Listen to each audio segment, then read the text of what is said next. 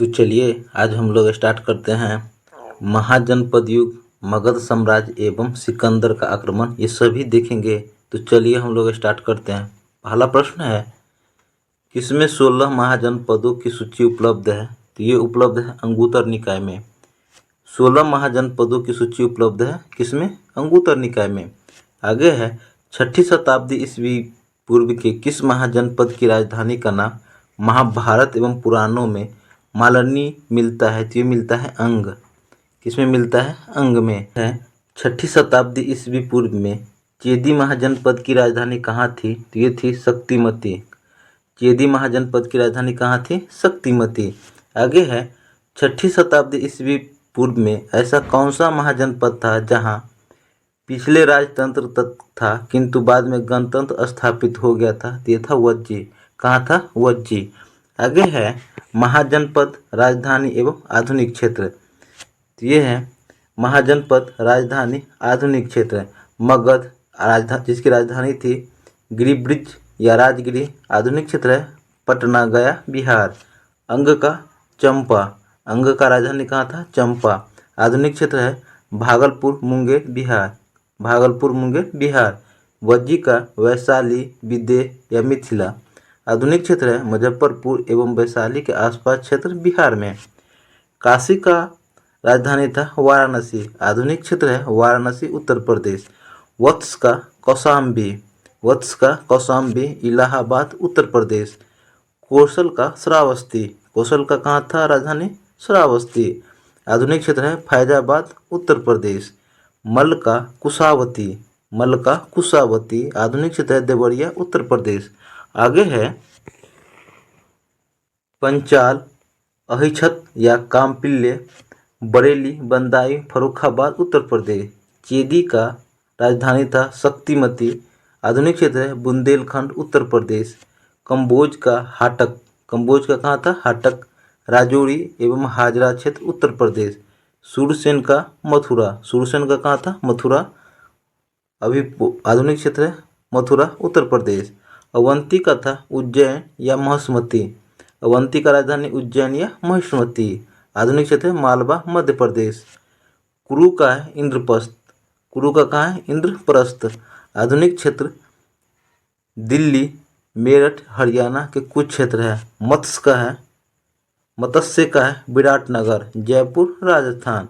अस्मा का पोटली या पोतन, गोदावरी नदी क्षेत्र। आगे है,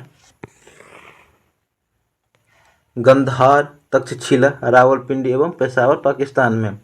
गंधार का राजधानी कहाँ था? तक्षशिला। आधुनिक क्षेत्र क्या है? रावलपिंडी एवं पेशावर, पाकिस्तान।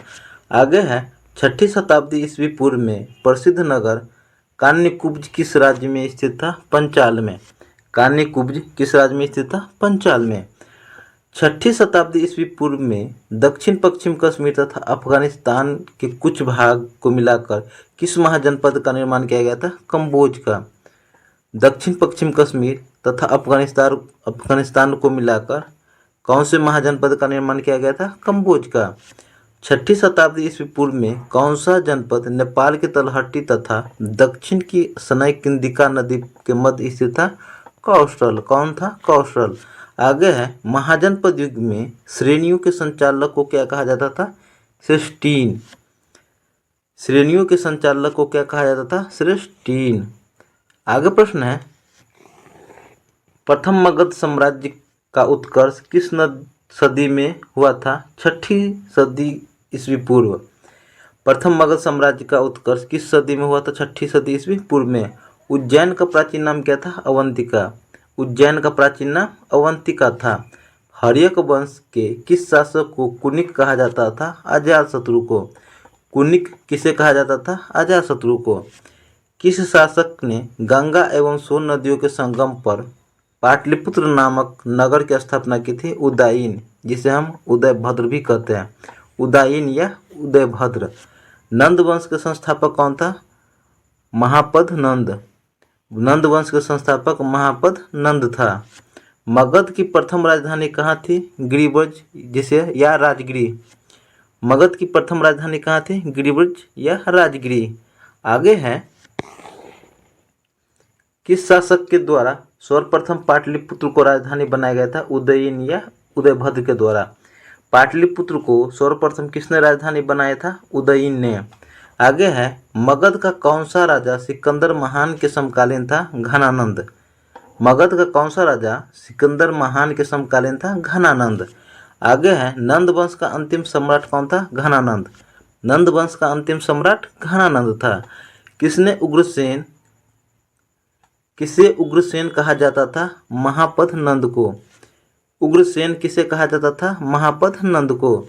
मगध के राजा अजातशत्रु का शायद किस गणराज्य से युद्ध होता रहा? लक्षवी गणराज्य से। अजातशत्रु का शायद किस गणराज्य से युद्ध होता रहा? लक्षवी गणराज्य से। आगे है, बिंबिसार ने अपने राज्य वैद्य जीवक को किस राज्य के राजा की चिकित्सा के लिए भेजा था? अवंती। बिंबिसार ने अपने राज्य वैद्य जीवक को किस राज्य के राजा की चिकित्सा के लिए भेजा था? अवंती।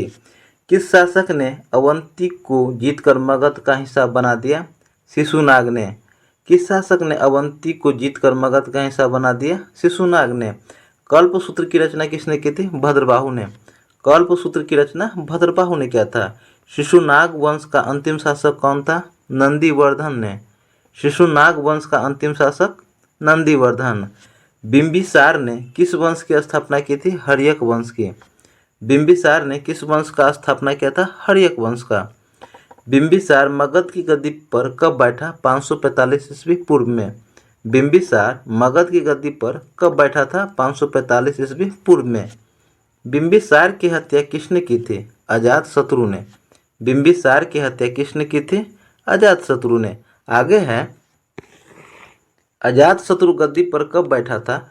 493 ईस्वी पूर्व में। अजातशत्रु गद्दी पर कब बैठा? 493 ईस्वी पूर्व में।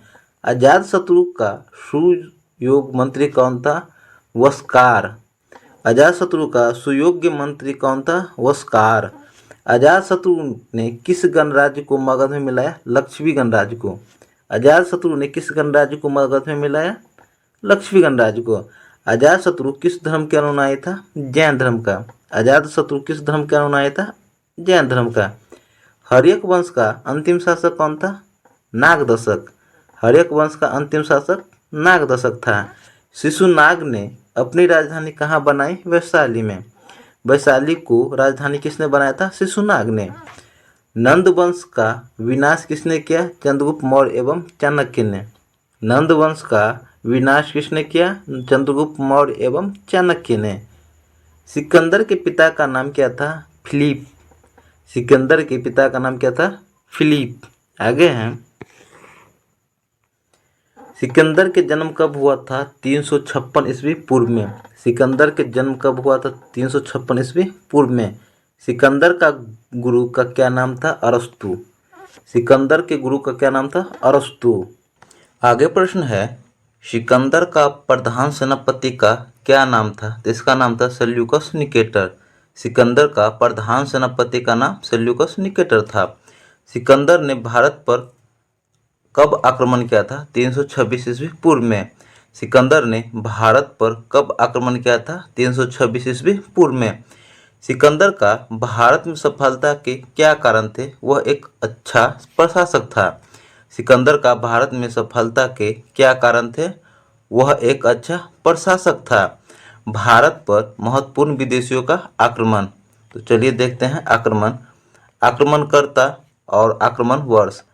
स्काइलस का सामुद्रिक आक्रमण 518 से 517 ईस्वी पूर्व में।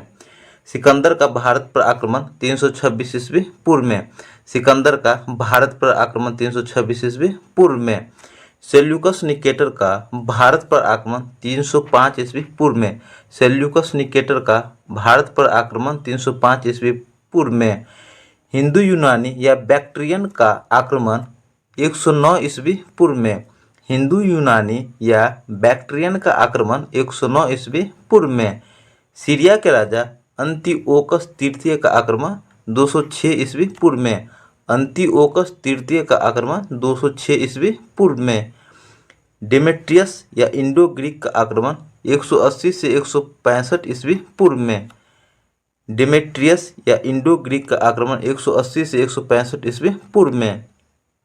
मिनांडर का आक्रमण 155 से 130 ईस्वी पूर्व में। मिनांडर का आक्रमण 155 से 130 ईस्वी पूर्व में। आगे है झेलम नदी के किनारे प्रसिद्ध बितिस्ता का युद्ध किन किन शासकों के बीच लड़ा गया था? तो ये लड़ा गया था पोरस एवं सिकंदर के बीच। बितिस्ता का युद्ध किन किन शासकों के बीच लड़ा गया था? पोरस एवं सिकंदर के बीच। किस स्थान पर सिकंदर की मृत्यु हुई थी? बेबीलोन में 323 ईस्वी पूर्व में। सिकंदर की मृत्यु बेबीलोन में 323 ईस्वी पूर्व में हुआ था। यूनानी कला में सम्मिश्रण से कौन सी कला शैली का विकास हुआ? गंधार कला शैली का। यूनानी कला के सम्मिश्रण से कौन सी कला शैली का विकास हुआ? गंधार कला शैली का। तो दोस्तों हमारा ये समाप्त हुआ। ये आपको कैसा लगा हमें कमेंट करके जरूर बताइएगा। अच्छा लगा तो लाइक कीजिएगा, कमेंट कीजिएगा और सब्सक्राइब कीजिएगा। मिलते हैं नेक्स्ट वीडियो में, तब तक के लिए जय हिंद, जय भारत।